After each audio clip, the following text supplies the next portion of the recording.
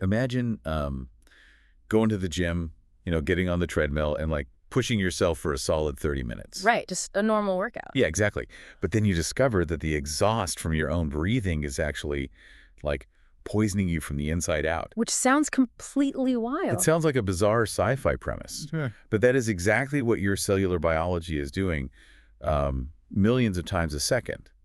The very act of staying alive is basically slowly killing you. It really is. Welcome to the deep dive. Today, we are tearing into a stack of clinical insights, pharmacological research, and, molecular biology to look at a single, vastly misunderstood molecule. And it is a huge one. Oh, totally. And Big if you're one. listening to this right now, this molecule is currently operating inside every single cell of your body. It is the ultimate biological blind spot. I mean, medical science has actually known about the existence of this molecule for over a century. Right, it's not exactly breaking news. No, not at all. We are not talking about some new fringe discovery. We have known it is the master orchestrator of human health, but, there's been a massive, really frustrating gap between understanding what it does and actually being able to use it in modern medicine. We are talking about glutathione. It's a word that gets thrown around a lot in wellness circles. Yeah, constantly. Usually people hear antioxidant, and they think, okay, I should eat a handful of blueberries or maybe drink a glass of orange juice for the vitamin C. Which are fine, obviously. Right, those are fine. But our sources today make it incredibly clear that while vitamin C is sort of like a foot soldier, glutathione is the five-star general commanding the front lines of aging, cellular repair, and detoxification. Absolutely. The core problem we are unpacking today is, well, a mechanical one. We have known we need it, but until very recently, we had absolutely zero effective ways to get intact glutathione inside a human cell from the outside. Because the traditional delivery systems just completely failed. Completely and utterly failed, yes. So we are going to look at the mechanical breakdown of why those expensive supplements you might currently have sitting in your medicine cabinet are, likely useless. Yeah. And the wild pharmacological breakthrough that finally solved this delivery dilemma. And what achieving high intracellular levels of this master antioxidant actually means for your longevity, your brain, and, your ability to stave off disease. Okay, let's unpack this. Because before we get into the cure or like this crazy delivery breakthrough, we really have to look at the damage. Why is our biology screaming for this molecule in the first place? Right, what's going wrong? Exactly. What is going wrong at a microscopic level? Well, if we connect this to the bigger picture, to understand the damage, we really have to look at the exhaust pipe of human metabolism. Okay. Simply put, converting food and oxygen into usable biological energy is an inherently dirty process. Meaning it creates waste. Yeah, exactly. Inside your cells, you have mitochondria, which are essentially microscopic power plants. When they burn fuel, they create energy, but they also spit out chemical waste. We call these free radicals, or reactive oxygen species. Okay, wait, I want to pause and actually define that. Because free radical is one of those terms thrown around on supplement bottles that nobody ever explains. What physically is a free radical? Biologically speaking, it is a highly unstable molecule that is missing an electron. Missing electron, okay. Right. In chemistry, electrons like to be in pairs. When a molecule is missing one, it becomes frantic. It acts like a microscopic buzzsaw, basically tearing through your cell, ripping into your DNA, your cell walls, and your proteins, just desperately trying to steal an electron from anything nearby to stabilize itself. So if our cells are tiny engines, these free radicals are the toxic, highly corrosive exhaust. And if you don't vent that exhaust, the engine block melts. That is the perfect way to visualize it. Free radicals are inevitable. They are just the cost of doing business as a living organism. Right, you can't escape them. Exactly. And glutathione's primary famous job is to quench them. Glutathione physically steps in front of the buzzsaw and voluntarily donates its own electron to the free radical. Neutralizing the threat before it can tear apart your cellular machinery. Spot on. But it has a second job, which, given the world we live in today, is arguably even more critical. It facilitates phase 1 and phase 2 liver detoxification. Okay, let's break that down, because I hear detox and I immediately think of like those terrible cayenne pepper juice cleanses. Oh yeah, the maple syrup stuff. Right. What is actual biological liver detoxification? What are phase 1 and phase 2? Well, real detoxification has nothing to do with the juice cleanse. It is a highly complex enzymatic process. Your liver is basically the central chemical filtration plant for your entire blood supply. Okay. When you absorb a toxin, say a pesticide from your food, a daily pharmaceutical, or even exhaust fumes from traffic, it enters the blood. Most of these environmental toxins are fat-soluble. Meaning they dissolve in fat, not water. Exactly, you cannot pee them out. Because water and oil don't mix. If they are fat-soluble, they're just going to get stuck in the body. Yes. So the liver uses something called the CYP450 enzyme pathways. Think of these CYP enzymes as microscopic chemical shredders. That is phase 1. The shredder is phase 1. Got it. Right. The enzymes grab the fat-soluble toxin and rip it open, chemically altering it to prepare it for disposal.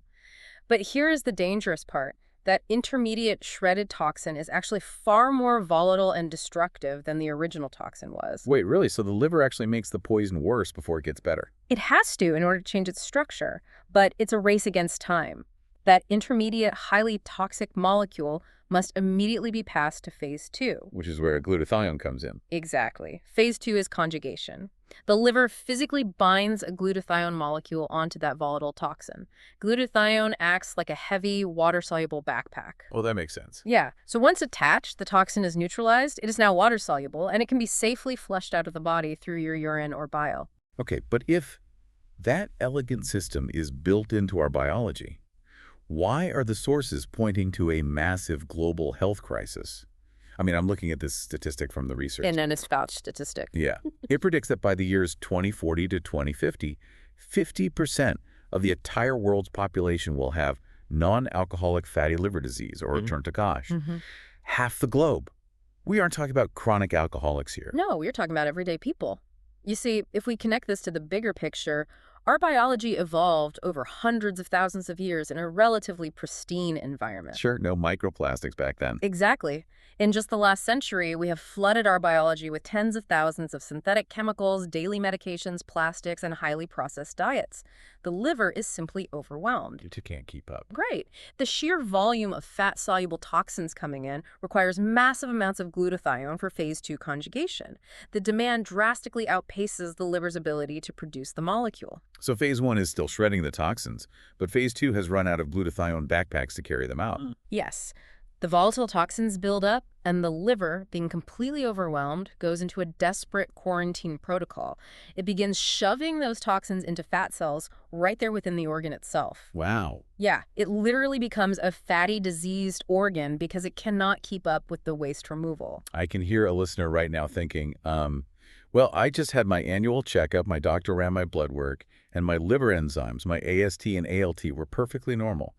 So I'm fine. That is such a common trap. But the research highlights a really terrifying misconception about standard blood tests. It is a vital distinction. Having normal AST and ALT liver enzymes on a blood test does not mean your liver is healthy, clean, or detoxified. It doesn't. What does it mean then? AST and ALT are markers of acute active cellular death. When liver cells are actively bursting open and dying in large numbers, they spill those enzymes into the blood. Okay, so a high number is obviously bad. Right. But if your numbers drop to normal, it simply means the acute roaring fire has been put out. The active mass casualty event in your liver has paused. It just means the house isn't actively burning down today. But the frame is charred, the drywall is ruined, and the basement is full of toxic smoke. That's a great way to put it. And that smoke is still doing long-term damage. True cellular detoxification, actually clearing out that sequestered debris, flushing the fat, and restoring the liver's intricate enzymatic pathways, takes months or even years of sustained metabolic work. Right. It's not a quick fix. No, it does not happen overnight, just because a superficial blood marker normalized. Okay, if the biological engine is choking on its own exhaust, and half the population is tracking toward liver disease, the incredibly obvious question is, why don't we just fix it? If only it were that easy. I mean, if I go to the supplement aisle at any major grocery store right now, there's an entire shelf of oral glutathione pills. Why can't I just swallow one every morning and solve the problem? Because of the realities of the human digestive tract and the complex anatomy of the molecule itself, we have to look at what glutathione actually is. It is a simple tripeptide.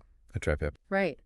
That means it is a protein structure made up of just 3 specific amino acids: glutamate, cysteine, and glycine. That sounds incredibly basic, just 3 building blocks. The structure is basic, sure, but the organic manufacturing process inside your cells is intensely demanding.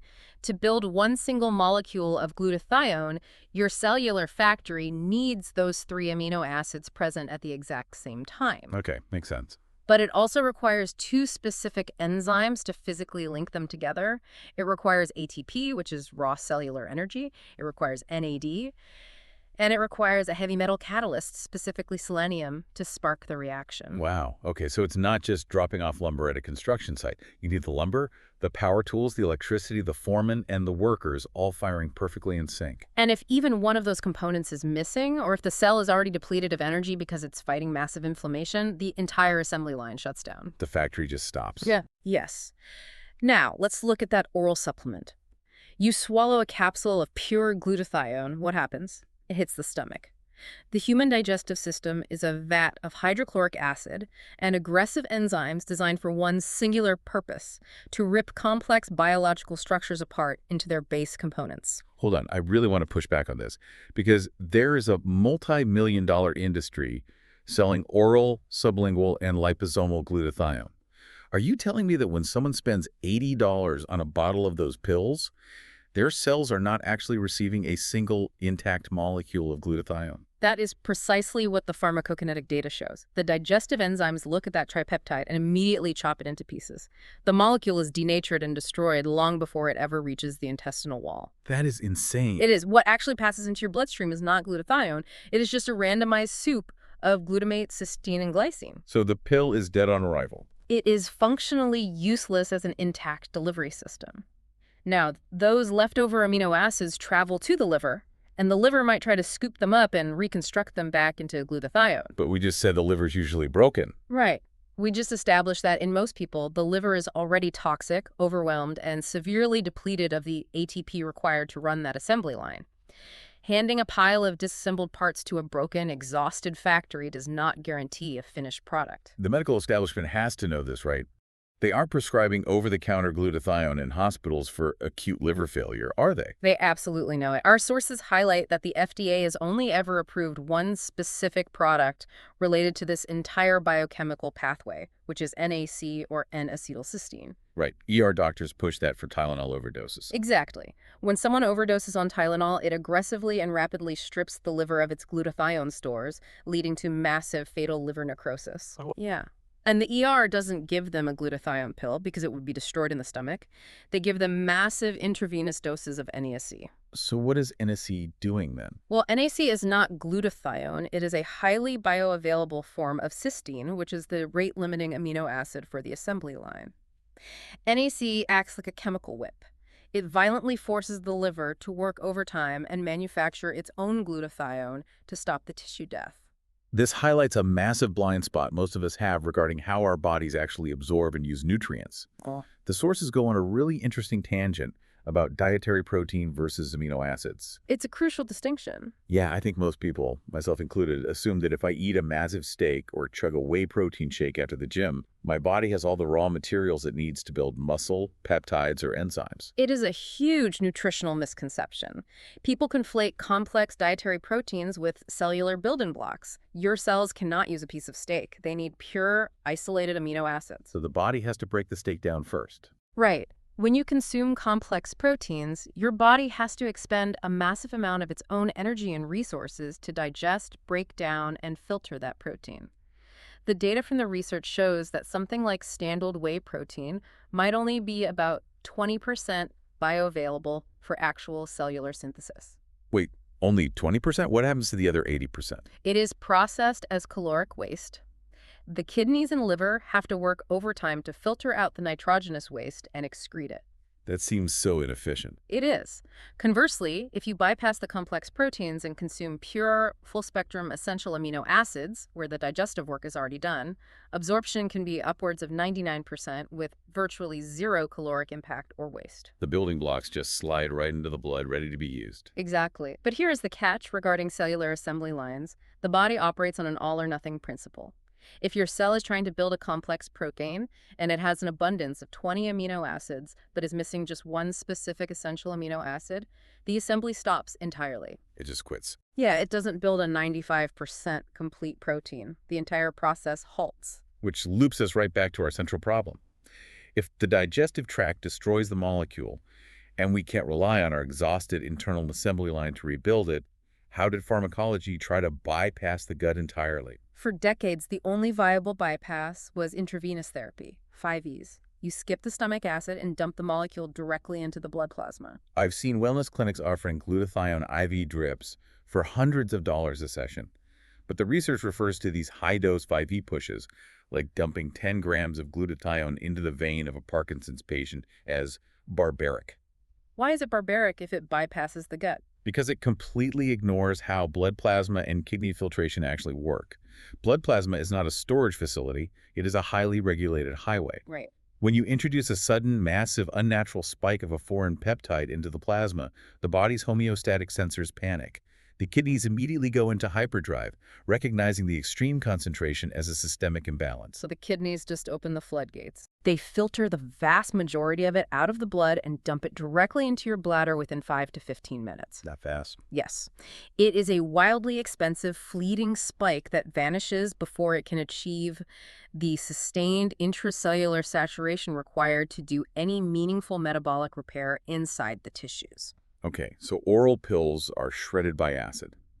4V drips are immediately flushed down the toilet by the kidneys. You have the most critical antioxidant for human survival, and it is locked behind biological walls we cannot breach. This brings us to the obsession of a specific pharmacist detailed in the research. If the gut and the veins don't work, how do you solve the puzzle? Well, the first massive hurdle had nothing to do with the human body. Before you can deliver it, you have to stabilize the molecule in a bottle. And raw glutathione is one of the most notoriously unstable molecules in pharmacology. Why? What physically happens to it sitting on a shelf? It comes down to its atomic structure. Glutathione contains a highly reactive component called a thiol group, which is a sulfur atom bound to a hydrogen atom. This thiol group is the entire reason glutathione is magic. It is the exact mechanism that eagerly donates electrons to quench those free radicals we talked about. But because it is so incredibly eager to donate electrons, it is hypersensitive. Meaning it reacts to everything. Yes. If you put raw glutathione into a standard water-based solution, it immediately oxidizes. It reacts with the oxygen in the water, loses its electron, denatures, and completely falls apart at room temperature. It's basically burning up its own ammunition before you even get a chance to use it. Precisely. To prevent this, scientists spent years trying to invent a chemical cap, a protective molecular shield they could attach over the volatile thiol group to protect it from the water. Sounds logical enough. But the problem was an issue of cellular geometry. Every time they attached a standard chemical cap, it fundamentally altered the physical shape of the glutathione molecule. Once the shape changed, the human cells no longer recognized it, and it became useless. It's like putting a giant block of wood over a key so it doesn't rust, but then the key won't fit into the lock anymore. That's a brilliant way to phrase it. But obviously they cracked it. Right, they did. Through rigorous manipulation, they engineered a highly specific, proprietary chemical cap that shielded the thiol group from rapid oxidation in a liquid state without prominently warping the molecular shape. That's huge. It was a massive breakthrough in pharmaceutical engineering. For the first time, you had a stable, water-based solution of fully intact, active glutathione that could sit on a shelf at room temperature for years without degrading. I have to ask this because it's such a weird, specific detail from the source material. What does a stabilized, water-based solution of raw, active glutathione actually look or smell like when you use it? It is a clear liquid, but because of that active sulfur-based thiol group we just discussed, it has an incredibly distinct scent. It inherently smells like sulfur. So it smells like rotten eggs or a hot spring. Yes, exactly. When you first spray the solution, there's an undeniable sulfur odor. Fortunately, as the liquid dries, the smell dissipates almost entirely within a few seconds. Okay, good. I was worried you'd just smell like eggs all day. No, thankfully. But pharmacologically speaking, that brief sulfur smell is actually the biochemical proof of life. It is the confirmation that the active thiol group is intact and ready to work. If it didn't smell like sulfur, it would mean the molecule had already oxidized and died. Okay, so they conquered the chemistry. They have a stable molecule in a bottle.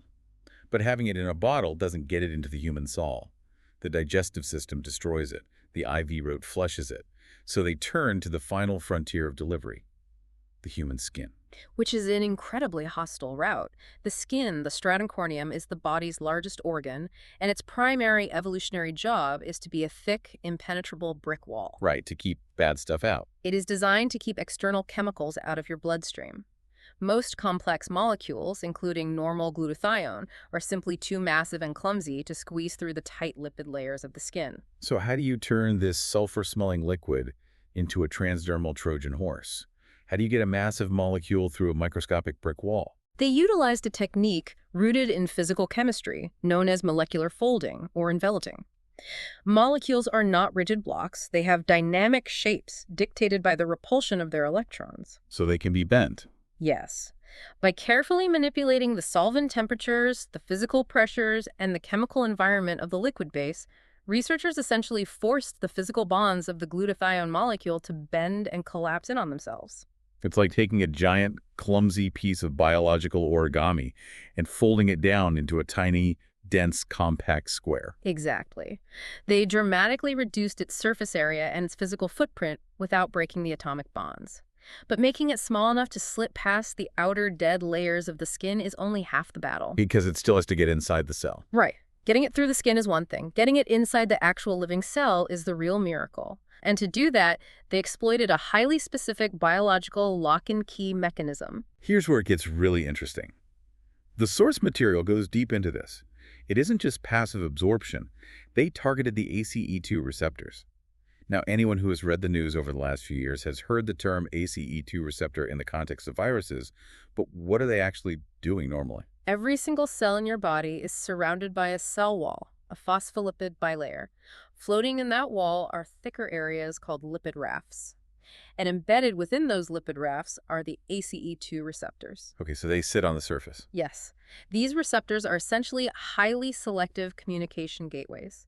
They exist to pull vital information and specific molecules from the outside environment into the inner cytoplasm of the cell.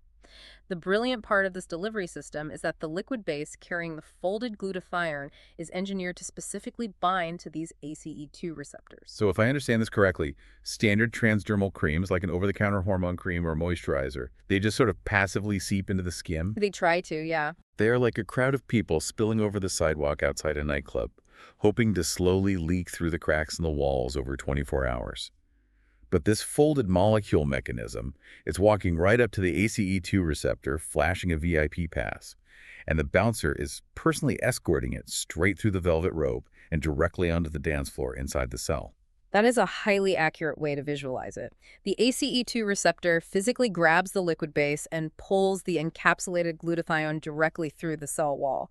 And what's fascinating here is that this mechanism explains a massive paradigm shift in how we measure clinical success. How so? Well, when you use an IV, you measure the success by looking at blood plasma levels.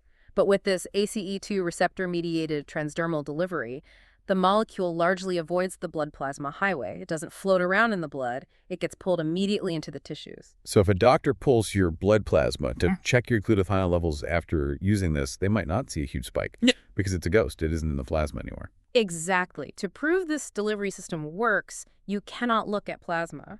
You have to measure the intracellular concentration, specifically inside the red blood cells, the RBCs.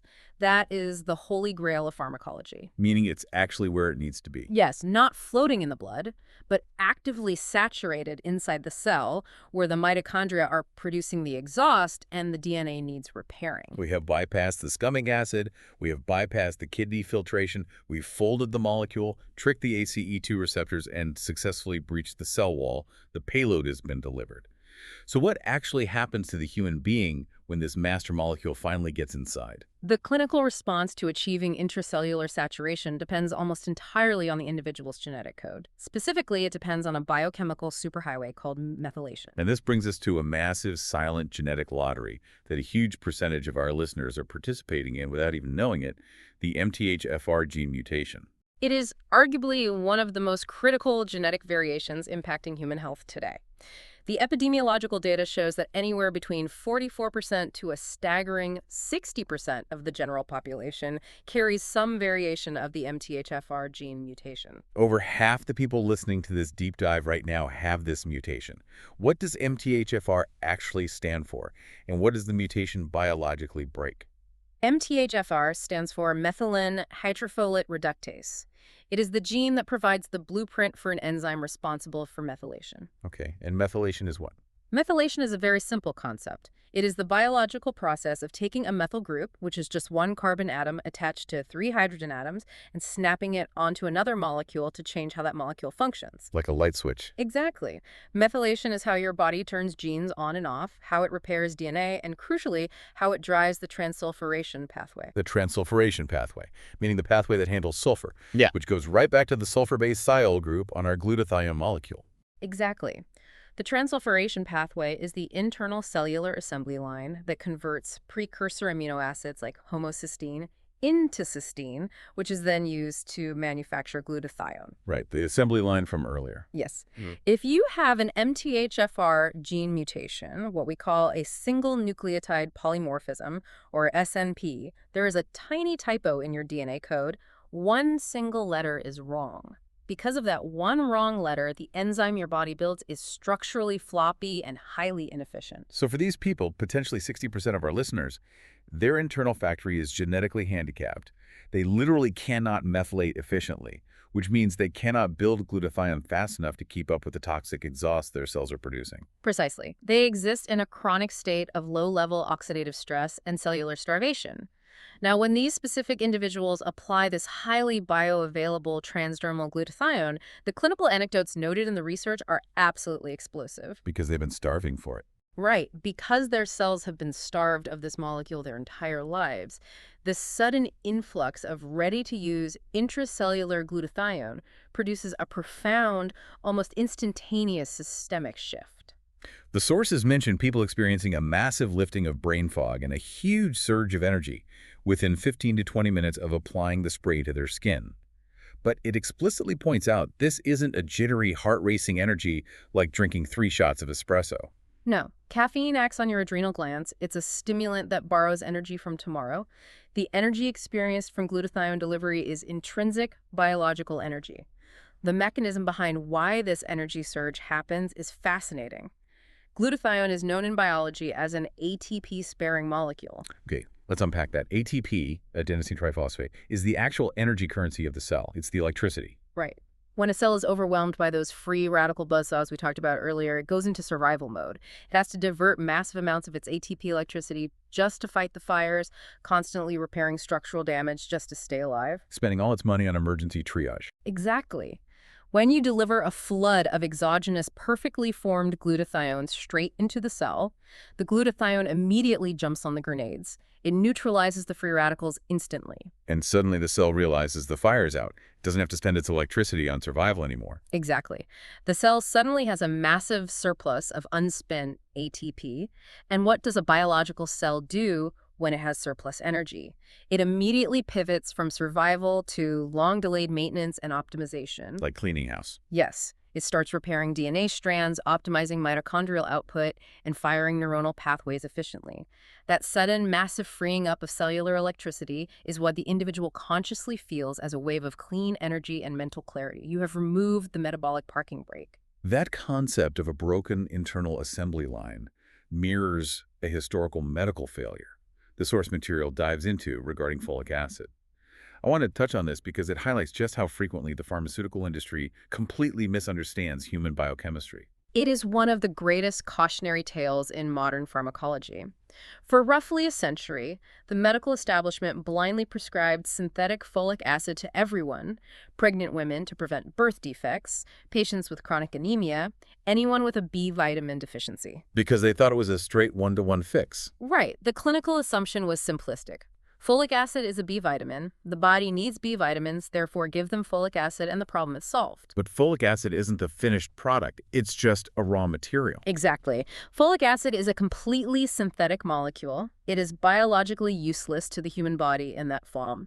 To actually use it, the liver has to aggressively methylate it, has to snap that methyl group onto it to convert it into the biologically active form, which is called methylfolate. But as we just established, up to 60% of the population has an MTHFR mutation. Their methylation engine is broken.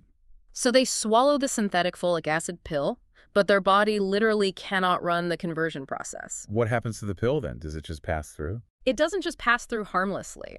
The unmetabolized synthetic folic acid actually builds up in the bloodstream as a circulating toxic waste product, further stressing the immune system.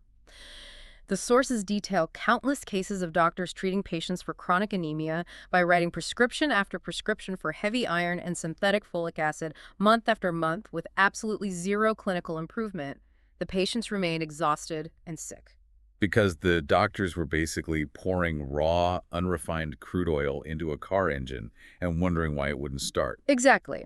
But the moment functional clinicians realized this genetic roadblock, they changed the protocol.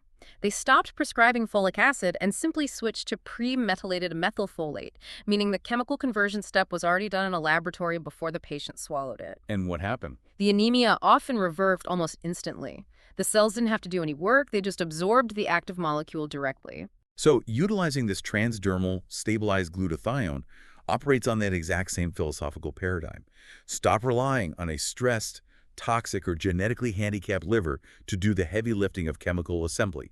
Pre-assemble the finished, active molecule, fold it up, hand it directly to the cell, and get out of the way. You are bypassing the metabolic middleman entirely. It is the ultimate expression of biochemical efficiency. Speaking of metabolic middlemen and broken biology, I want to pivot to a really counterintuitive section of the research. It explores what happens when our modern, aggressive medical interventions actually backfire on us.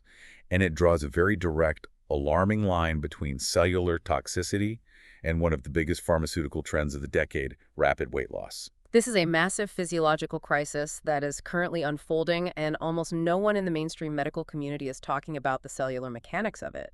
We are seeing a global explosion in the use of GLP-1 agonists. Right, Ozempic and things like that. Yes.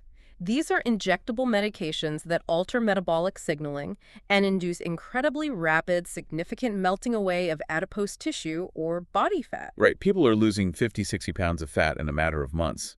And culturally, we view that entirely as a massive victory for their heart and their joints.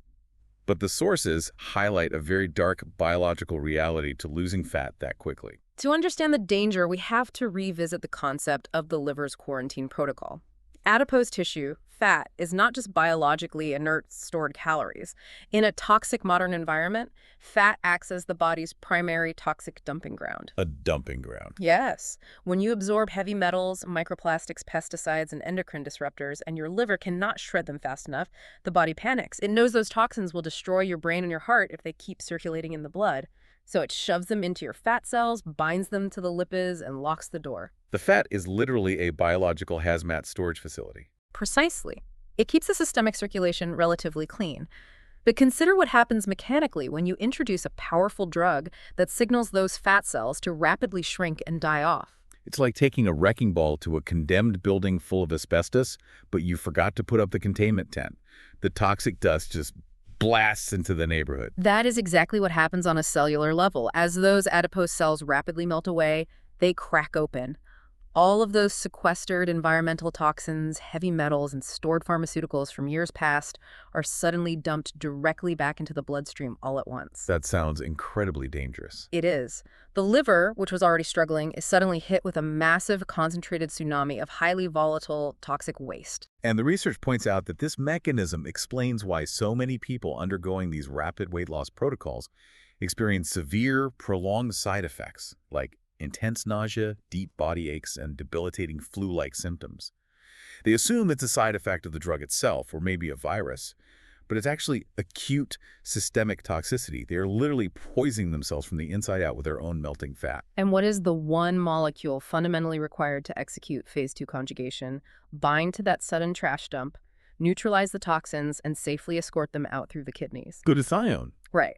Without a massive immediate increase in intracellular glutathione to handle that specific toxic payload, the body has no choice but to reabsorb the toxins into other tissues, driving up severe systemic inflammation, damaging the gut lining, and making the person incredibly sick. This entirely reframes how we think about toxic exposure. It's not just about living near a chemical factory or drinking unfiltered water. The sources point a very harsh, specific spotlight at every day. Voluntary exposures, particularly focusing on the cosmetic industry. If you are listening right now and you or your teenage daughter have a multi-step skincare routine, you need to hear this next part. The cosmetic industry is a staggering source of daily, unregulated chemical assault. The skin is highly porous and highly vascularized, yet every single morning, millions of people slather their skin with complex chemical matrices containing synthetic fragrances, parabens, phthalates, and known endocrine disruptors. The specific chemical that the research singled out as uniquely dangerous, which shocked me, was retinol, or retin-A, especially given the massive current trend of young, prepubescent kids going to modern makeup stores and buying entire baskets of these anti-aging creams. From a biochemical standpoint, this is a profound physiological concern. Retinol is a highly concentrated, potent derivative of vitamin A.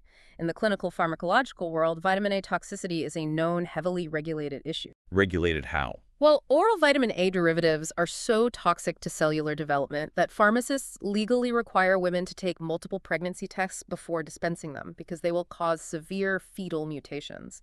Yet the cosmetic industry has managed to package this highly volatile, reactive molecule into over-the-counter creams that young girls whose endocrine and hormonal systems are just beginning to develop are applying to their faces every single day. Because the marketing simply says it increases cell turnover and prevents wrinkles. But biologically, it operates by causing acute cellular stress. It forces rapid, unnatural cell death and turnover. It is a massive endocrine disruptor. It creates profound oxidative stress in the delicate lipid layers of the skin. This kind of daily, low-grade, toxic chemical exposure drastically depletes the localized glutathione levels, leaving the skin cells deeply vulnerable to long-term DNA damage. Which brings up a really fascinating distinction the source makes regarding dermatology and cosmetic trends. It draws a hard line between unhealthy skin lightening and healthy skin brightening, and explains exactly how glutathione mechanisms play into both. Yes, in certain global markets, there is a very lucrative, very dangerous trend of injecting massive IV megadoses of synthetic glutathione mixed with high-dose vitamin C, specifically to artificially lighten the patient's skin tone. Why does that even work? Yeah. What is the megadose doing to the pigment? Because in those extreme, highly unnatural spiked plasma doses, the chemical reaction actually becomes destructive. It causes a localized oxidative cascade that physically burns and destroys the melanocytes, the cells that naturally produce melanin. So it's basically bleaching the skin. It is essentially a chemical bleaching of the biological skin organ. It is incredibly unhealthy. It damages the skin's natural UV protection, and it severely compromises the dermal barrier. But the research is clear that the topical transdermal application of folded glutathione we've been discussing operates on a completely different mechanical paradigm. Entirely differently. When you apply a physiological receptor-mediated dose of glutathione topically, it does not attack or destroy melanin. It doesn't bleach the skin. What it does is target the oxidized lipids. Oxidized lipids. Right. Over time, as your skin fights off UV rays, pollution, and chemical creams, microscopic dead, toxic cellular debris accumulates deeply in the dermal layers. This oxidized trash is what causes age spots, hyperpigmentation, and that dull, gray, tired look to the skin. So the transdermal glutathione just acts as a microscopic street sweeper. Exactly. It systematically neutralizes and clears out the accumulated cellular debris. By cleaning the intracellular environment, it allows the skin cells to function optimally and reflect light naturally, revealing a healthy, inherently brightened glow. It restores biological function. It does not destroy it. Okay, so we have established the sheer power of this delivery system. It bypasses digestion, targets the ACE2 receptor, enters the cell, spares ATP, handles the massive toxic fallout from rapid weight loss, and repairs dermal oxidation. So naturally, the modern biohacker mentality kicks in. Oh, of course. Right, if this molecule is the ultimate master key to cellular optimization, the obvious conclusion is that I should bathe in it. I take as much of it as physically possible. Right. And that assumption leads directly into one of the most fascinating and dangerous physiological paradoxes detailed in the research. Because this specific transdermal delivery is so highly bioavailable, because it successfully breaches the cell wall in large quantities, you can absolutely overdose on it. Wait, hold on. Overdose on an antioxidant. Is that mechanically possible? I thought an antioxidant was universally good. It is entirely possible, and it happens when you disrespect the biological balance. If you push the dosage of this transdermal spray too high, the sources specifically define this as exceeding 100 to 200 milligrams applied twice a day. You forcefully shove the cell out of normal oxidative stress and plunge it into a very rare, highly disruptive state known as reductive stress. Reductive stress. Okay. I consider myself pretty well read on health, and I have literally never heard that term. What is physically happening inside the cell during reductive stress? We have to remember that biology requires friction. Some level of oxidation, some controlled free radical activity is actually fundamentally necessary for survival. Really? I thought free radicals were always bad. Not always. Reactive oxygen species are used as chemical signaling flares. When a tissue is injured, it produces free radicals to signal the immune system saying, hey, we need macrophages over here. It is a delicate, perfectly tuned balance. If you flood the cell with too much active electron-donating glutathione, you drop the cellular oxidation levels to absolute zero. You completely extinguish the biological fire. You put out the fire, but you also cut the phone lines to the fire department. Exactly. The cell realizes its environment is completely sterile and unnatural. In a state of zero oxidation, the mitochondria become hyper-lazy. They literally stop producing ATP efficiently because they sense no metabolic demand. Wow, so the cell just goes to sleep. Sort of. But paradoxically, the larger immune system becomes hyper-reactive. The body senses this profound, sudden chemical imbalance and panics, triggering intense Herxheimer reactions, which are severe biological die-off and detox reactions. So what does this all mean? What does a Herxheimer reaction actually look and feel like for the person who used too much of the spray? It is deeply unpleasant. They will experience severe, unexplained systemic rashes, intense and unyielding itching all over the body, profound physical fatigue, and deep brain fog. The nervous system is essentially short-circuiting because you forcefully bludgeoned it out of its natural, necessary rhythm. Which completely shatters the more is better philosophy that dominates the entire wellness and biohacking industry right now. We see this exact same extreme behavior everywhere. We treat biological health like it's a high score on an arcade machine. Someone reads a study that says a 3-minute cold plunge at 50 degrees reduces joint inflammation. So what do? They fill a tub with ice and sit in 37-degree water for 12 minutes until their core temperature drops and they are bordering on clinical hypothermia. Or they hear that sauna heat shock proteins are good for longevity, so they lock themselves in a 200-degree wooden box for 60 minutes until they suffer heat exhaustion and cellular damage. Exactly. We take a biological nudge and turn it into a sledgehammer. But human biology only operates optimally in the Goldilocks zone. The medicine is entirely dictated by the hormetic dose. Hormetic dose, meaning just enough. Right. Hormesis is the concept of applying just enough highly specific stress or just enough of a specific compound to stimulate the cell's natural adaptation and repair pathways without causing destruction. With highly bioavailable transdermal glutathione, that hormetic dose is remarkably small, just a few milligrams applied topically twice a day. It is about gently supporting the liver's capacity, not aggressively hijacking the cell. That concept of carefully nudging the system rather than hijacking it brings us to some truly wild clinical frontiers in the research. If the precise hormetic dosage can safely and consistently clear cellular waste, how far can we push this exact mechanism to treat severe systemic chronic conditions? It opens up a lot of doors. Yeah, the sources dive deeply into 3 major areas of clinical research: heavy metal toxicity, immunology, and neurology. Let's start with heavy metals because you mentioned them earlier regarding the fat cells. Heavy metal toxicity is a massive, completely silent global epidemic. We're exposed to lead from old pipes, mercury from seafood and dental amalgams, and arsenic from rice and groundwater. And they just stay in the body. Yes. These heavy metals are insidious. They lodge deeply into soft tissues and organs, and their atomic structure allows them to completely disrupt our internal enzymatic functions. A major clinical trial was conducted in Japan, a country acutely focused on heavy metal issues due to their industrial history and high dietary seafood consumption, testing this specific transdermal delivery system on 34 patients. And what were the exact parameters of the trial? Were they using high-dose medical chelation? No, that is the remarkable part. They avoided harsh 5E chelation therapy, which often strips the body of necessary trace minerals like zinc and magnesium alongside the toxic metals. They used exactly the hormetic dosage we just discussed, roughly 100 milligrams of the transdermal tolled glutathione applied twice a day. And what do the data show? How does glutathione actually remove a piece of physical metal from the tissue? It comes back to that sulfur-based thiol group. The thiol group has an incredibly high chemical affinity for specific heavy metals. Oh, like a magnet. Exactly. Once the glutathione enters the cell, it acts as a chelator. The sulfur atom physically binds to the metal ion like a magnet, pulling it out of the cellular tissue, creating a water-soluble complex.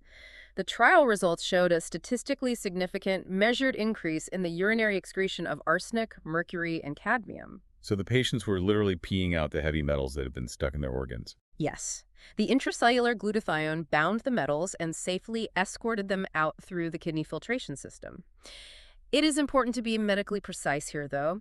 The trial did not show significant efficacy for extracting aluminum or lead. Why not those two? Those metals require different binding mechanisms. But for arsenic, mercury, and cadmium, this simple topical spray provided a non-invasive daily mechanism for deep, systemic heavy metal detoxification. Which is an absolute game changer for people who can't tolerate the brutal side effects of traditional IV chelation. Now, what about the immune system? The outline details a very specific and surprisingly short trial regarding microbacterium. This is where we shift from viewing glutathione merely as a janitor and begin seeing its role as a master molecular signaling agent for the immune system. Microbacterium, such as the complex strains responsible for tuberculosis or certain stubborn atypical pneumonias, are notoriously difficult to eradicate. They're tough bugs to kill. Very. They have thick, waxy cell walls. There are often zero effective standard antibiotics to treat them, and medical therapies can stretch on for years with terrible side effects. Researchers initiated a clinical trial applying this transdermal glutathione to see if optimizing the cellular environment would impact the bacterial load. I have to challenge this because the source says it was only a 3-day trial. How can you measure meaningful immunological changes against a highly resistant bacteria in 72 hours? The researchers originally shared your skepticism, but the biochemical results were so explosive and rapid that they didn't even need 3 days to see the mechanism activate. They saw it within hours. Within exactly 4 hours of the first topical application, blood panels measured a massive systemic drop in overall oxidative stress markers. Okay, so the glutathione did its primary job. It quenched the free radicals and put out the oxidative fire in the tissue. But dropping oxidative stress doesn't inherently kill a resistant bug, does it? No, glutathione is definitively not an antibiotic. It does not chemically attack the bacteria. But here is what happens when you put out that oxidative fire. Within just 1 hour of application, subsequent blood draws showed an immediate, massive spike in the production of pro-inflammatory, bug-fighting cytokines. Let's define cytokines for the listener. What are they actually doing? Cytokines are basically urgent chemical text messages sent between immune cells to coordinate an attack. The trial measured massive spikes in 3 specific cytokines: IL-2, which stimulates the rapid cloning and proliferation of T cells, IL-12, which activates the natural killer cells, And the third one. and TNF-alpha, tumor necrosis factor, which signals massive, localized inflammation specifically targeted to destroy foreign pathogens. So if I'm picturing this biologically, the lung tissue is infected with this bacteria and there is massive oxidative stress. That oxidative stress is basically like thick, blinding battlefield smoke. The immune system snipers, the macrophages and T cells are there, but they are choked by the smoke and can't see the target. Right, they are flying blind. And then the glutathione rushes in, clears the oxidative smoke instantly, and the immune system immediately sees the bacteria, radios for backup via the cytokines, and coordinates a massive, precise strike. That is an incredibly accurate analogy. It proved clinically that by simply fixing the cellular environment and dropping the metabolic noise, you allow the body's innate, ancient biological intelligence to wake up and aggressively fight off infections that it was previously losing to. It's amazing. You don't need a synthetic drug to kill the bug. You just have to give the immune system a clear line of sight. Which perfectly sets up the third frontier, and honestly, the one that fundamentally blew my mind when I read the research: the brain. We know in medicine that the blood-brain barrier is the ultimate biological fortress. It is an incredibly tight, highly selective filter designed to keep toxins, pathogens, and unfortunately most drugs out of our neural tissue. And historically, traditional glutathione supplements simply could not cross the blood-brain barrier. They were too large and unstable. This left the brain uniquely vulnerable. Because the brain uses so much energy. Exactly. The brain consumes massive amounts of oxygen and glucose, which means it produces massive amounts of free radical exhaust. When that exhaust builds up, it causes deep neuroinflammation, which is the foundational root cause of almost every major neurodegenerative disease from Alzheimer's to Parkinson's. But this delivery system changes that. Yes. This specific folded ACE2 targeted transdermal delivery system has demonstrated the mechanical ability to successfully cross the blood-brain barrier. Which opens up an entirely new universe for treating neurological trauma, right? Yeah. The sources highlight incredible anecdotal data regarding concussions, traumatic brain injuries, and even autism spectrum disorders. The clinical observations, particularly in professional athletes suffering from repetitive head trauma and post-concussion syndrome, are profound. When you can successfully deliver intact glutathione across the barrier and aggressively reduce the oxidative fire raging inside the brain tissue, the neural pathways can finally step out of triage mode and begin to physically heal and rewire. And the research mentions a plan to actually quantify this visually. It mentions seeking NIH funding for trials using a revolutionary new scanning technology.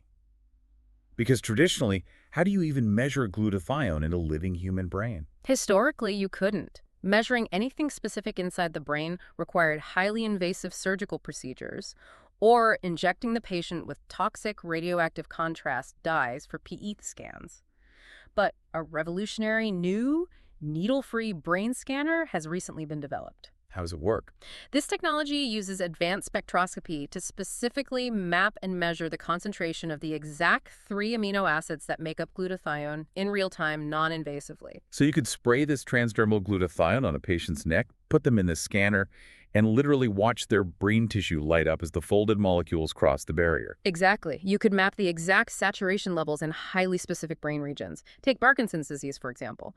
We know that in Parkinson's, the frontal lobe exhibits massive localized oxidative damage and dopamine depletion. If we can use this new scanner to definitively prove that applying this topical spray drives high, sustained concentrations of glutathione specifically into the frontal lobe, we completely change the medical paradigm. We move from merely giving patients drugs to manage their tremors to actively facilitating the mechanistic cellular repair of the neurodegeneration itself.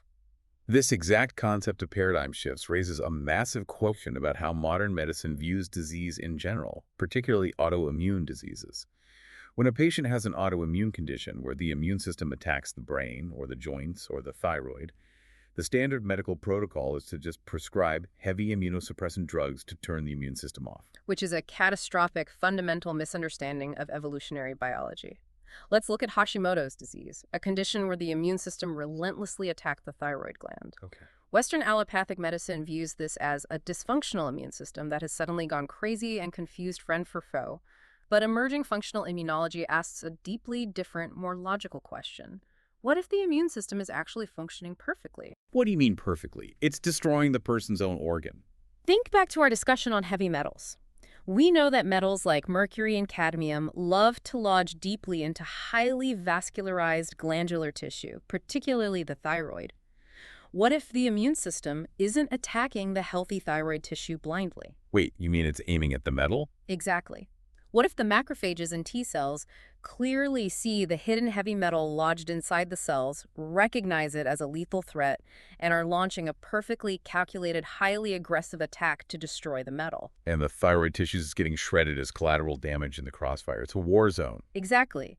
The immune system is doing exactly what it evolved to do. So if you utilize a delivery system like this transdermal folded glutathione to cross into the thyroid tissue, chemically bind to the heavy metal, and safely escort it out of the body through the urine. The metal is gone. The target is removed. And the moment the target is removed, the immune system no longer sees a threat. It naturally stands down. The autoimmune attack ceases entirely.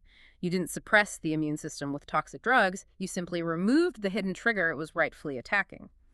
This is the profound shift from managing disease symptoms to facilitating deep mechanistic cellular revolution. That changes absolutely everything about how we look at medical intervention. We see how this delivery system defends the body, how it empowers the cytokines to hunt bacteria, how it pulls out heavy metals, and how it stops autoimmune crossfire. But what happens when the human body is undergoing intentional, highly destructive pharmaceutical chemical warfare? I'm talking specifically about chemotherapy. This is perhaps the most compelling and emotionally resonant frontier discussed in the entire source material. I want to be unequivocally clear here. Nothing in this research suggests glutathione is a cure for cancer. Right, that's an important disclaimer. But we have to look at what chemotherapy biologically is. It is controlled, systemic poisoning. The goal of chemo is to introduce massive amounts of highly volatile toxins to kill the rapidly dividing cancer cells. But in doing so, it inflicts massive systemic collateral oxidative damage on every single healthy cell in the patient's body. Which is why cancer patients endure such brutal realities. They lose their hair, they suffer profound, painful neuropathy in their hands and feet, their digestive lining is destroyed, and they essentially waste away. The collateral damage of the cure is often as catastrophic as the disease. Exactly. The source material highlights a deeply specific, documented case study involving a practicing physician who was diagnosed with advanced stage 4 liver cancer. The statistical clinical survival rate for her specific diagnosis was a grim 2%. That is heartbreaking. And the oncology protocol required her to undergo doses of chemotherapy so intensely lethal that her doctors warned her the toxicity of the chemo alone would likely kill her before the cancer did. And because she was a physician herself, staring down a 2% survival chance, she essentially decided to go rogue and run her own experimental biochemical protocol alongside the chemo. Yes. She understood the mechanics of cellular toxicity better than most, so she began aggressively utilizing the transdermal receptor-mediated glutathione delivery system concurrently with her lethal chemotherapy infusions. Now, hold on. I have to jump in here. Anyone who has had a family member go through oncology knows that oncologists strictly forbid patients from taking strong antioxidants during chemo. The prevailing medical theory is that the antioxidant will jump in and protect the cancer cell from the chemo, rendering the incredibly toxic treatment totally useless. That is a highly prevalent, almost universally accepted theory in modern oncology. However, that theory is based entirely on the historical behavior of standard, weak, plasma-based oral or IV antioxidants. Because true, high-concentration intracellular glutathione delivery literally did not exist before this folded molecule technology, that oncology theory had never actually been tested against this specific targeted mechanism. So what actually happened with this physician's protocol? Did the glutathione protect the cancer? She utilized the dual protocol of lethal chemo and high-dose transdermal glutathione for 18 grueling months. The clinical outcome completely upended the standard assumptions. Not only did the chemotherapy successfully destroy the cancer, she ultimately achieved full remission and became cancer-free, but the truly phenomenal outcome was the almost total lack of collateral damage to her healthy biology. Wait, really? Yes. Over 18 months of absorbing lethal maximum dose chemotoxins, she experienced virtually zero systemic side effects. She did not develop severe neuropathy. She did not experience catastrophic muscular wasting or organ failure. The highly concentrated intracellular glutathione specifically mitigated the toxic oxidative fallout inside her healthy cells without preventing the chemotherapy from destroying the malformed tumors. The sources specifically focus on a really visible, visceral detail, her skin. Usually, prolonged chemotherapy aggressively attacks and destroys collagen production, leaving the patient's skin looking hollow, withered, and structurally collapsed. But the notes indicate her skin remained pink, actively glowing, and structurally intact throughout the entire 18 months. Because the continuous receptor-mediated delivery of intracellular glutathione was constantly neutralizing the free radicals and repairing the oxidative damage to her healthy dermal tissues in real time, it allowed her healthy biology to endure a systemic chemical onslaught that it otherwise could not have survived. This raises an unbelievable question about the future of medicine as a whole. If we have figured out how to take a fragile, unstable tripeptide, physically fold it into a microscopic envelope, bind it to an ACE2 cellular receptor, and orchestrate this kind of profound systemic defense against heavy metals, bacteria, and chemotherapy, what else can we fold? What other molecules can we deliver through this exact same Trojan horse mechanism? This raises an important question, and that question is exactly where the absolute cutting edge of pharmacological engineering is heading right now. The sources reveal that the exact same research lab that spent years cracking the chemical cap and folding code for glutathione has recently achieved what many consider the next holy grail of molecular stabilization. What is the molecule? NAD plus fur. We discussed earlier how NAD is the crucial energy currency and enzymatic cofactor required to run the glutathione assembly line, and frankly required for virtually every single metabolic and longevity pathway in the human body. Right. Much like raw glutathione, raw NAD plus is incredibly volatile and unstable. If you put it in a liquid solution, it denatures and falls apart in a matter of hours. Which is why the anti-aging community spends millions on oral precursors like NMN or NR. But taking a precursor is just a biological gamble, right? You're just hoping your liver has the energy and the specific enzymes to convert it into actual NAD+. Precisely. You are relying on the very metabolic machinery that is already aging and failing. But the pharmacological data in the sources confirms that this lab has successfully chemically capped and stabilized raw, fully active NAD+ in a liquid solution that remains completely viable in standard refrigeration for over 2 years. 2 years. They basically have a stable liquid bottle of raw cellular youth sitting on a shelf. Yes.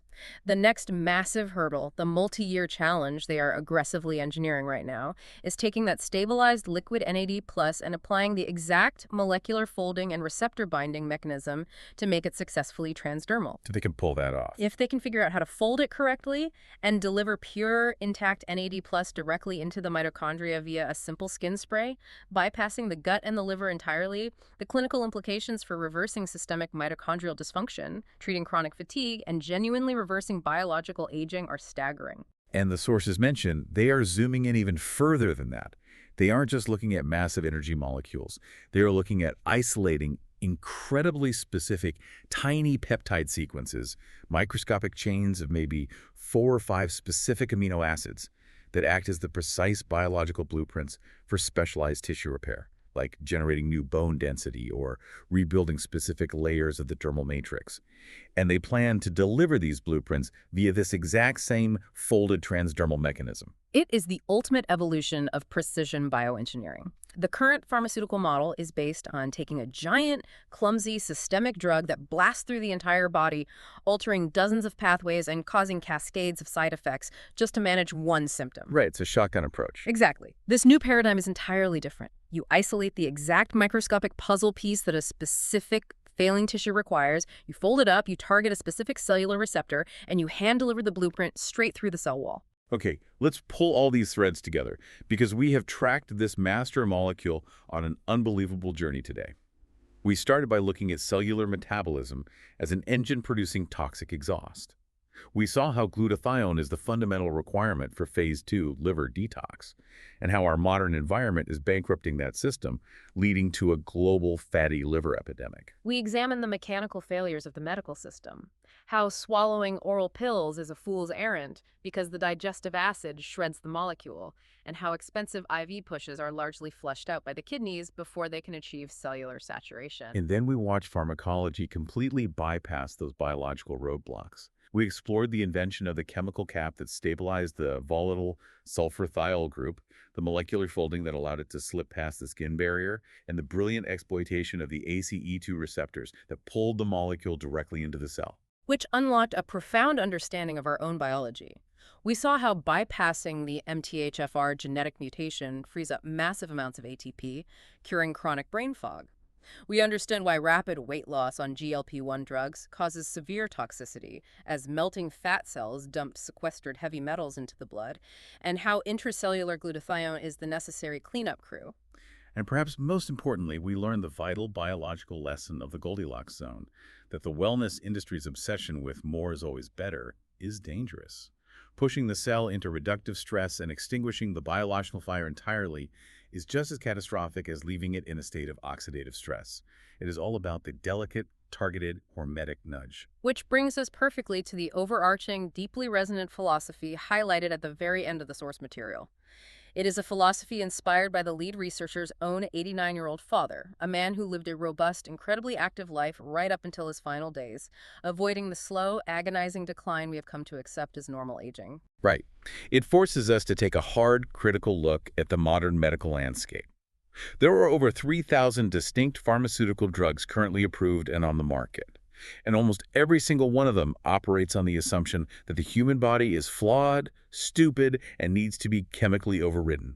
They are designed to artificially block a natural pathway, to hijack a hormonal system, or to blindly manage a surface-level symptom. But true, foundational health, what we might call ultimate human optimization, is not about engineering a synthetic cure from the outside in. The biological intelligence of a single human cell is infinitely more complex, elegant, and capable than any synthetic chemical we could ever invent in a lab. We just have to support it. Right. True health is actually about profound medical humility. It is about understanding the exact, raw, fundamental molecular components the cell requires to function, figuring out how to deliver those components past the broken internal supply chains, and then getting entirely out of the way so the body can orchestrate its own magnificent evolutionary self-healing. And that leads to a truly provocative final thought for you to take away.